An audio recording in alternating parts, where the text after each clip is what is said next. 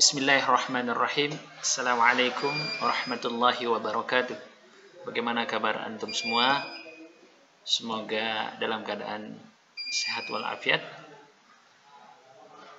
Mengawali pertemuan kita yang pertama ini, ana mengajak kepada diri ana pribadi dan kepada antum semua, marilah kita bersyukur kepada Allah Subhanahu wa taala karena atas keafiatan dan kesempatannya sehingga kita bersama-sama dapat mengikuti pembelajaran kimia kelas 12 MIA semester ganjil tahun pelajaran 2020-2021.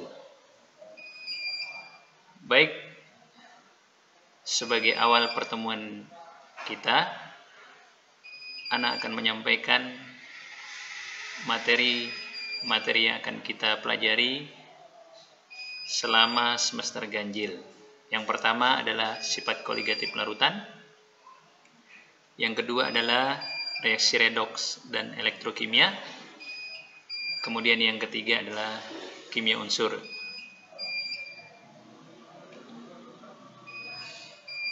Untuk materi yang pertama, yaitu sifat koligatif larutan, kita akan bahas untuk pertemuan kita kali ini. Jadi sebelum kita masuk kepada materi, melalui kesempatan ini,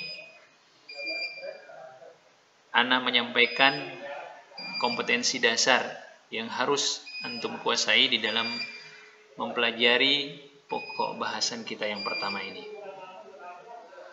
Harapannya adalah antum dapat menganalisis penyebab adanya fenomena sifat koligatif larutan pada penurunan tekanan uap, kenaikan titik didih, penurunan titik beku, dan tekanan osmosis.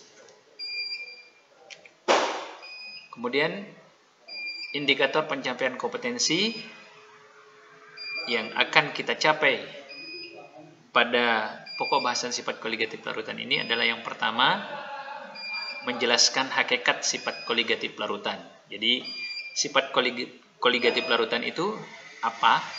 Kemudian yang kedua, di dalam konsep sifat koligatif larutan nanti ada besaran-besaran atau beberapa variabel-variabel penting yang mempengaruhi dari sifat koligatif larutan. Nah, yang kedua kita akan mengidentifikasi besaran-besaran tersebut yang menggambarkan jumlah zat dalam campuran. Kemudian yang ketiga, menentukan nilai besaran-besaran dalam ilmu kimia yang menggambarkan jumlah zat dalam campuran atau larutan. Yang pertama, sifat koligatif larutan merupakan sifat-sifat larutan yang tidak bergantung pada jenis zat terlarut, tetapi hanya bergantung pada konsentrasi partikel terlarutnya.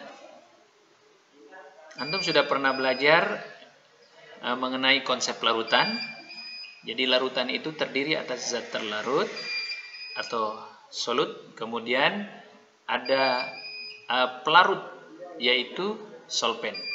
Maka untuk sifat koligatif larutan, sifat-sifat larutannya hanya bergantung pada jenis zat terlarut, bukan pada konsentrasi partikel terlarutnya, pada jenisnya saja. Ya, adapun beberapa sifat koligatif larutan, diantaranya adalah tekanan uap atau penurunan tekanan uap, kemudian penurunan titik beku, kenaikan titik didih, dan tekanan osmosis atau osmotik. Nah, ini yang berkaitan dengan sifat koligatif larutan, dan insya Allah pada pertemuan pekan depan kita akan masuk kepada sifat-sifat ini. Sebelum ini, kita harus tahu dulu besaran-besaran yang mempengaruhi sifat koligatif larutan, atau yang kita kenal dengan beberapa satuan konsentrasi larutan. Di antaranya adalah yang pertama kemolalan yang dilambangkan dengan M kecil. Kemolalan. Jadi nanti antum bisa mencari di beberapa buku kimia, bisa juga di internet, ya. Itu kemolalan itu satu di antara konsentrasi yang berpengaruh terhadap sifat koligatif larutan. Di mana kemolalan adalah atau molalitas adalah jumlah mol yang dilambangkan dengan N kecil dari zat terlarut dalam 1 kg pelarut atau dalam 1000 gram pelarut. Persamaan matematikanya adalah M sama dengan N per P, di mana M adalah kemolalan larutan, satuannya adalah molal, kemudian N adalah jumlah mol zat terlarut, kemudian P adalah massa pelarut dalam kilogram. Jika massa larutan dinyatakan dalam gram, maka molal itu sama dengan N dikali 1000 per P. Karena 1 kilogram itu sama dengan 1000 gram. Selanjutnya kita langsung ke contoh. Contoh yang pertama, hitunglah kemolalan larutan yang terjadi pada 24 gram kristal MgSO4 dilarutkan dalam 400 gram air, di mana Mr MgSO4 adalah 120 gram per mol. Maka untuk menjawabnya, kita harus ingat menjawab soal eksak sama dengan soal-soal yang lain termasuk kimia, fisika. Jadi kita harus menuliskan dulu diketahui massa zat 24 gram, kemudian massa pelarutnya adalah 400 gram air, pelarut dalam hal ini air, kemudian MgSO4 itu 120 gram per mol, kemudian yang ditanyakan adalah molal yang dilambangkan dengan M kecil. Maka persamaan yang dipakai adalah M sama dengan N kali 1000 per P, karena satuan dari massa pelarutnya atau gram pelarutnya adalah dalam satuan gram, sehingga kita bisa langsung menentukan nilai molalnya. Terlebih dahulu kita mencari nilai N. N adalah mol. Ya, N adalah mol, pernah dipelajari di kelas 10 perhitungan kimia, stoikiometri, bahwa N atau mol itu diperoleh dari gram per mr atau AR. Kenapa kita tidak menggunakan per AR? Jawabannya adalah larutannya adalah MgSO4. Jadi ini adalah senyawa, sehingga menggunakan mr atau molekul. Jadi N sama dengan gram per mr, massa molekul relatif, bukan atom. Hingga sama dengan 24 per 120 diperoleh 0,2 mol. Maka molalnya adalah molnya 0,2 dikali 1000 dibagi P-nya adalah massa air 400, sehingga diperoleh 0,2 kali 2,5, sehingga hasil akhirnya adalah 0,5 molal. Kemudian yang kedua, konsentrasi larutan yang harus diketahui juga di dalam sifat koligatif larutan adalah apa yang dikenal dengan fraksi mol yang dilambangkan dengan X besar. Di mana fraksi mol menyatakan perbandingan jumlah mol zat terlarut atau pelarut terhadap jumlah mol larutan. Jadi adalah jumlah mol zat terlarut atau jumlah mol pelarut dibagi dengan jumlah mol totalnya atau larutan. Jika jumlah mol zat pelarut adalah Na dan jumlah mol zat terlarut adalah Nb, maka fraksi mol masing-masing adalah XA. A adalah pelarut, itu adalah mol A dibagi dengan mol A plus mol B.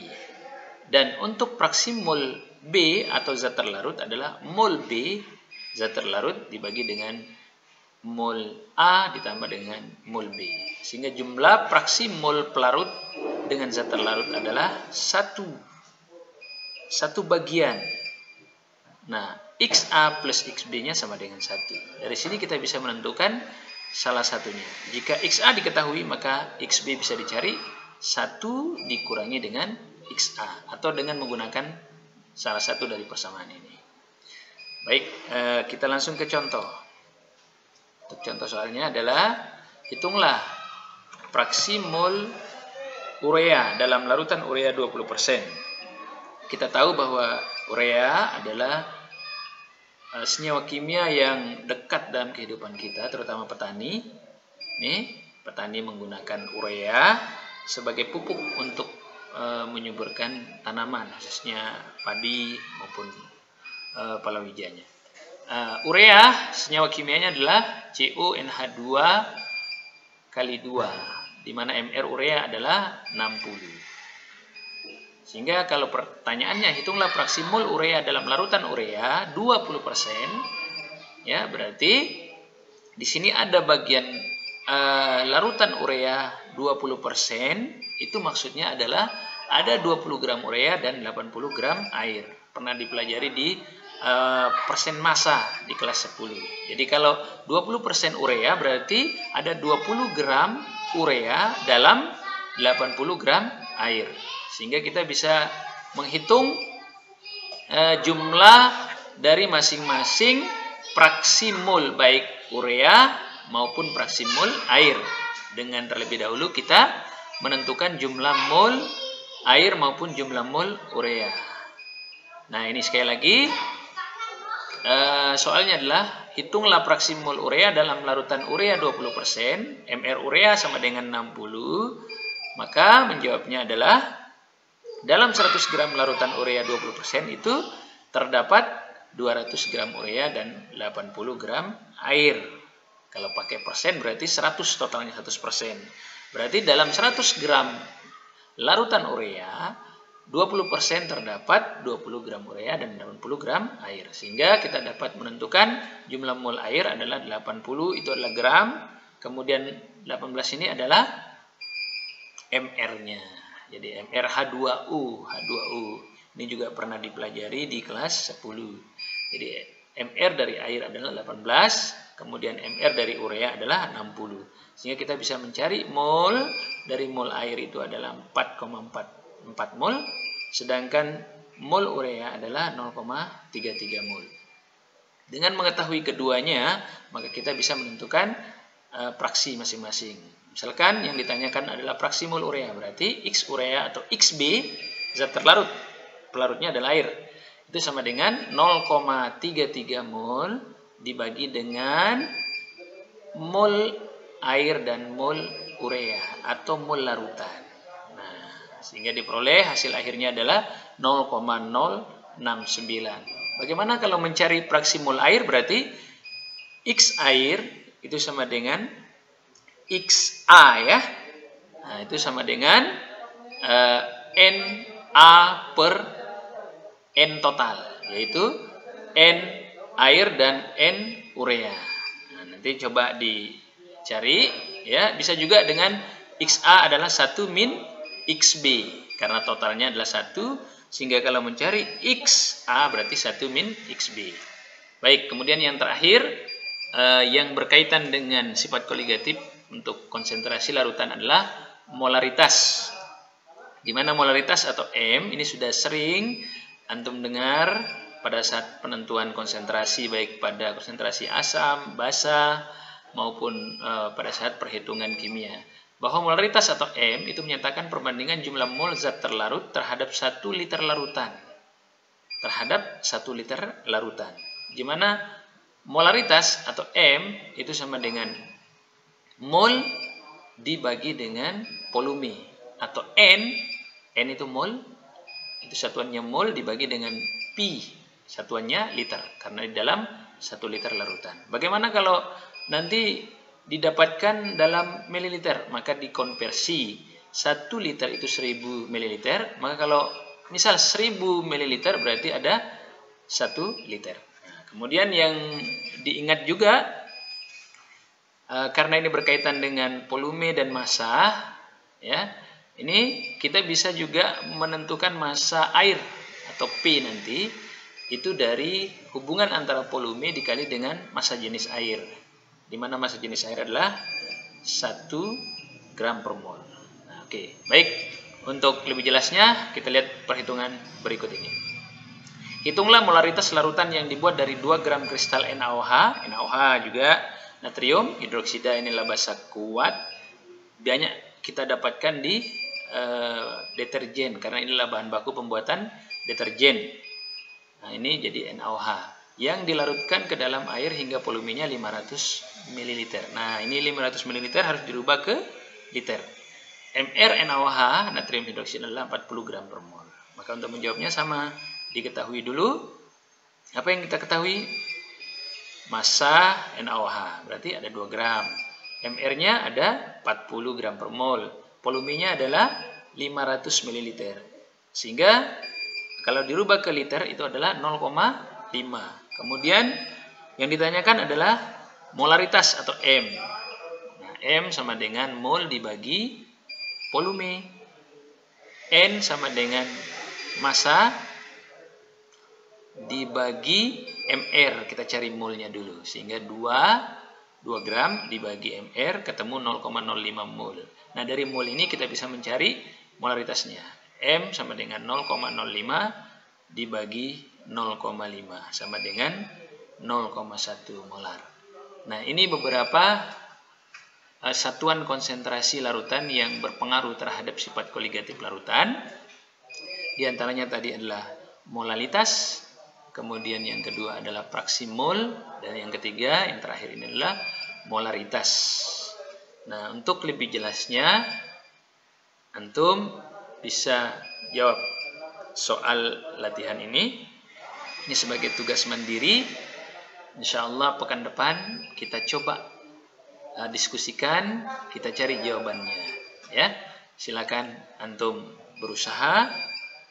Seraya memohon pertolongan kepada Allah Subhanahu Wa Taala. Semoga antum bisa menyelesaikan 3 soal ini, masing-masing berkaitan dengan fraksi mol. Kemudian yang kedua berkaitan dengan kemolalan, dan yang ketiga berkaitan dengan molaritas. Ini yang bisa kita diskusikan, yang kita bisa sampaikan pada pertemuan awal ini tentang satuan konsentrasi larutan yang berkaitan dengan sifat koligatif larutan, yaitu masing-masing adalah kemolalan, fraksi mol, dan molaritas. Dan sebagai akhir pertemuan, Ana memberikan soal latihan sebagai tugas mandiri, dan insya Allah pada pekan depan kita coba diskusikan jawabannya, dan antum bisa menyampaikan jawabannya secara japri melalui WA Ana. Sekali lagi atas perhatian dan kerjasama antum, Ana menyampaikan jazakumullahu khairan katsira. Assalamualaikum warahmatullahi wabarakatuh.